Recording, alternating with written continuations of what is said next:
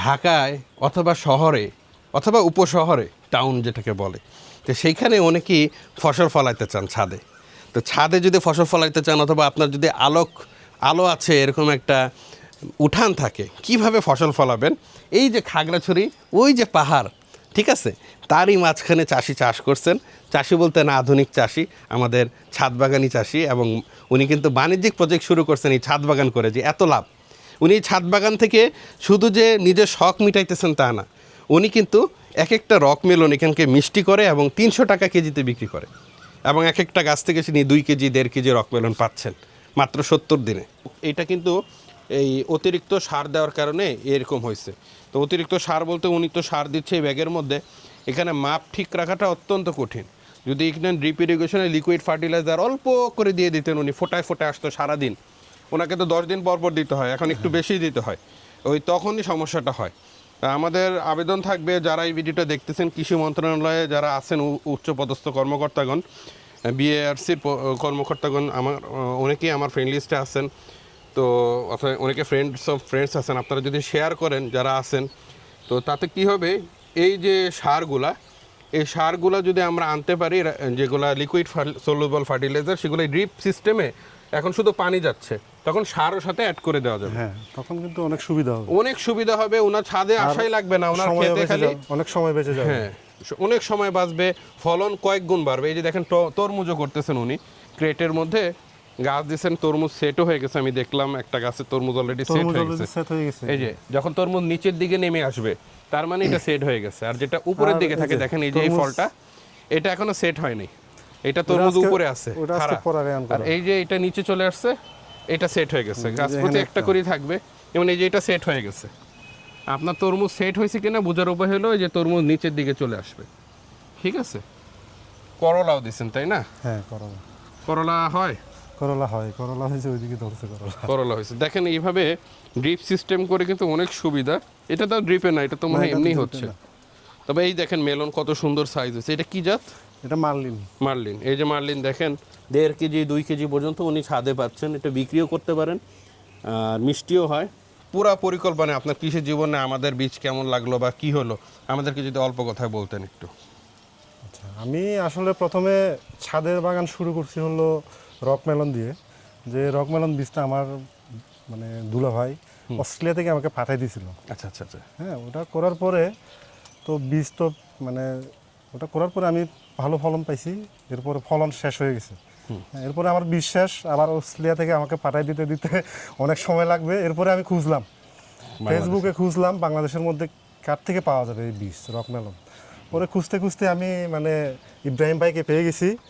পেয়ে যাওয়ার পরে ওই বীজগুলো মনে করেন যে আমি আজকে 3 বছর 4 বছর 3.5 বছর ধরে ওনার বীজ দিয়ে আমি চাষ করতেছি।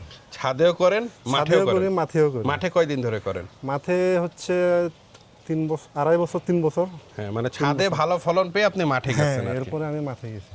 আচ্ছা। আর এইদিকে এই রকমেলন এই যে ড্রিপ সিস্টেমে করতেছেন, আপনার কি মনে হয় যে চাষিরা যদি বাণিজ্যিক আকারে এভাবে করে তাতে তারা সফল হতে পারবে? হ্যাঁ, অবশ্যই সফল হতে পারবে। কারণ হচ্ছে ড্রিপ মানে পলি হাউসের ভিতরে জি এভাবেই করে, কিন্তু বাইরের বাইরেও করে। মালয়েশিয়াতে আমরা এরকম খোলা আকাশের নিচে করতে দেখছি, আপনি যেভাবে করতেছেন। হ্যাঁ, আমি এবার সচক্ষে দেখলাম যে হ্যাঁ, কোনো বৃষ্টিতে সমস্যা হয় না। না, বৃষ্টিতে সমস্যা হয় না। সমস্যা হয় না। এখানে আপনার এই ছিদ্র আছে নাকি? ছিদ্র দিয়ে পানি চলে যায়। আচ্ছা আচ্ছা।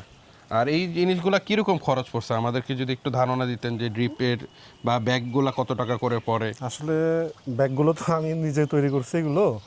আর হচ্ছে পলি ব্যাগগুলো, এগুলো হচ্ছে মানে এখানে পাওয়া যায় না। আচ্ছা আচ্ছা। এগুলো অনলাইনের মাধ্যমে দারাজ থেকে আমি নিছি। আপনার 100 পিস নিলে 1200 টাকা, আর আনা খরচ হচ্ছে এদিক সেদিক মিলে মানে একটা পার পিস 14 টাকা পড়ে যায়। 14 টাকা পড়ে যায় পার পিস। কয়দিন টিকে একটা ব্যাগ? একটা ব্যাগ এগুলো তো নাড়াচাড়া করা হয় না, তো 1.5 বছর 2 বছর মতো যায়। তো অনেক ভালো। 14 টাকা কিছুই না আসলে। একটা মেলন যদি ওখানে হয়, আপনি কিরকম মেলন বিক্রি করেন বা আপনার কিরকম লাভ হয়? আমি খাগড়াছড়িতে আমি কিন্তু মেলন কেউ করে না, আমি একাই করি। আর হচ্ছে এখানে আমি মানে পার কিলো 300 টাকা করে বিক্রি করি। 300 টাকা? 300 টাকা মানে ঢাকার বাজারে যে দাম সেটাই আপনি এখানে বিক্রি করতেছেন? হ্যাঁ, অবশ্যই।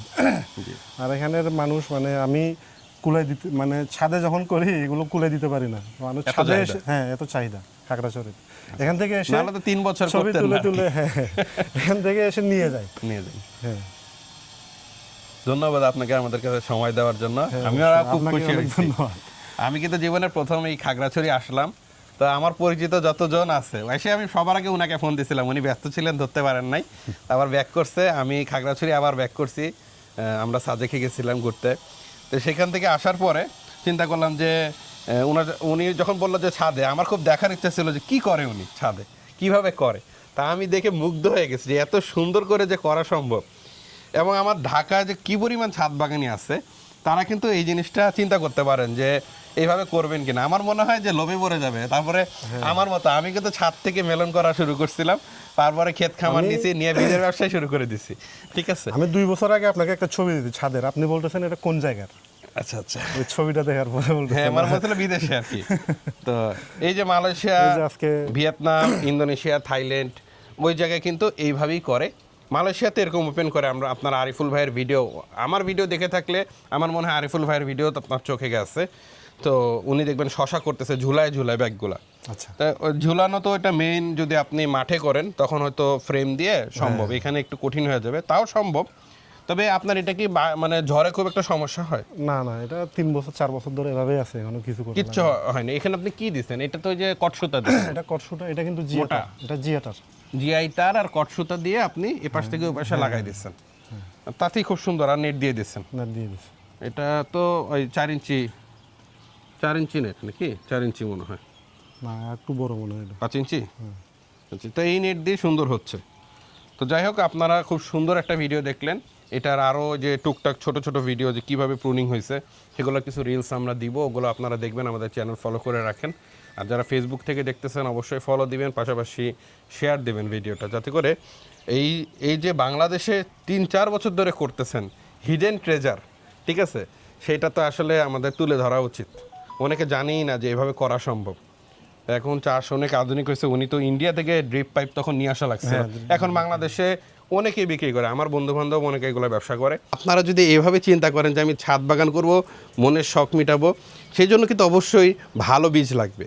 ভালো বীজের জন্য বীজ পাতার যে বীজগুলো আছে, ছাদ বাগানের কম্বো প্যাকেজ, সেগুলোর উপর আপনারা নিশ্চিন্তে আস্থা রাখতে পারেন। কারণ বাংলাদেশের লক্ষ লক্ষ কৃষক ইতিমধ্যেই গত 8 বছরে বীজ পাতার উপর আস্থা রেখেছেন এবং রাখছেন।